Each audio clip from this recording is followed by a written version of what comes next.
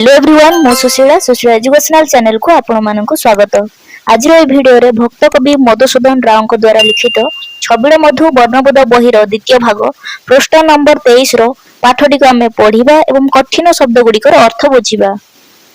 बुढ़ियाणी जाल बड़ सूक्ष्म सूक्ष्म एही शब्दटीर अर्थ होछि एते नाजुक किंबा वर्णना करबा कष्टकर। मूषिकर दंत तीक्ष्ण मूषिक कहले मूषा दंत कहले दांत तीक्ष्ण तीक्ष्ण अर्थ धारुआ। मूषा मानकर दांत एते धारुआ जे कौनसी वस्तु को काटिबारे सेमाने सक्षम हुअंती। उद्योगी पुरुष को लक्ष्मी मिले। उद्योगी एही शब्दटीर अर्थ होछि तीव्र एवं आग्रही उपभोग किंबा अनुमोदन पाइबा। से तुम्भर शुभाकांक्षी अटंती।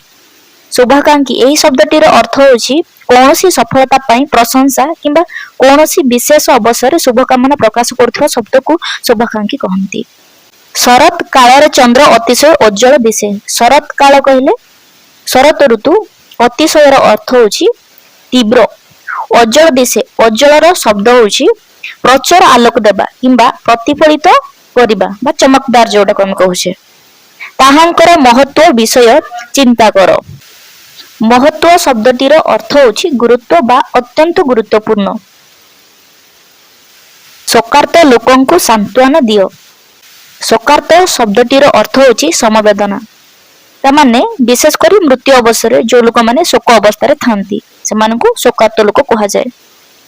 चक्षु कर्ण नासा जिह्वा त्वक बा चर्म एही पांच इंद्रिय। चक्षु कहले आखि कर्ण कहले कान नासा कहले नाक जिह्वा कहले जिभ त्वक त्वक बा चर्म त्वक तो चर्म एही पांच इंद्रिय। इंद्रिय शब्दटीर अर्थ एक शक्ति जहा द्वारा शरीर एक बाह्य उत्तेजना अनुभव करे।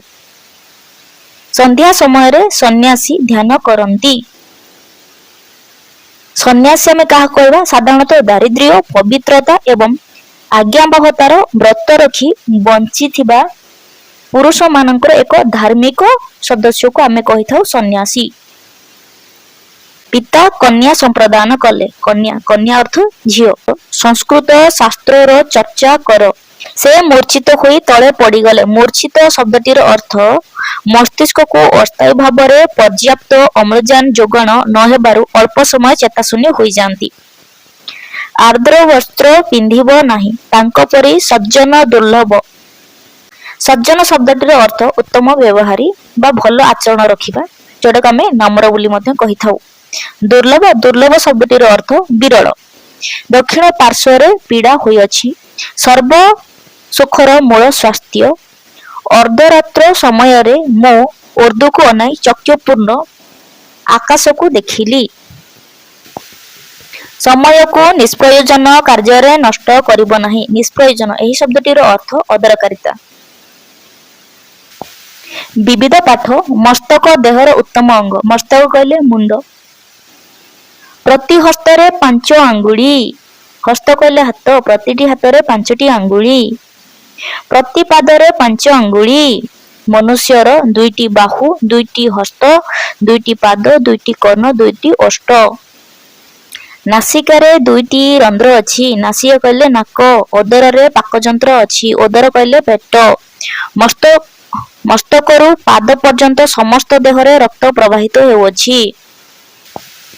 परमेश्वर तुम्भंको एवं आउ सबु जीव माननको सृष्टि करी अछंती। परमेश्वर कहले ईश्वर बा भगवान। से तुम्भंको देखिबा पई चक्षु चक्षु कहले आखि सुनिया पई कर्ण सुनिया पई कान सुंघिया पई नासिका सुंघिया पई नाक स्वाद बारिया पई जिह्वा जिह्वा कहले जिभ कथा कहया पई मुख सेमती पदार्थ मान धरिया पई हस्त हस्त कहले हाथ एक स्थान रो अन्य स्थान को जीवा पई पाद देइछंती देई अछंती। से चंद्र सूर्य और नक्षत्र इत्यादि सृष्टि करी अछंती। चंद्र रो आलोक को ज्योत्स्ना बोला जाए। पृथ्वी सूर्य रो चतुर्दिग रे वर्ष के थरे बुले। वर्तमान हमर 23 नंबर पृष्ठ थिबा पाठटी सरी जाईछि।